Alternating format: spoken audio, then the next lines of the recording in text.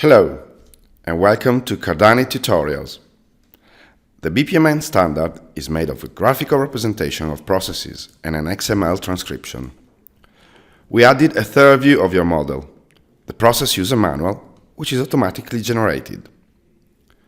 All BPMN elements have a description field. You can fill it out while modeling. When you finish creating the model, click on the tab on the right to get your full report. The document has a table of contents, a chapter for each diagram with subsection for its processes, and a final chapter with a definition of the shared elements.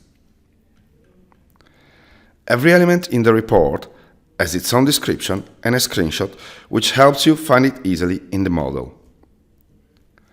The document keeps the division in pools and lanes, showing the elements ordered according to the logic flow whenever possible. You can download the report in PDF or in docx if you need to customize or upload it to Google Drive. If you do so, remember to refresh the outline in the Word document to display it correctly. We hope you enjoyed our tutorial. Thank you for your attention. To make sure you're not missing out our next tutorial, subscribe to our newsletter and receive more useful tips and updates.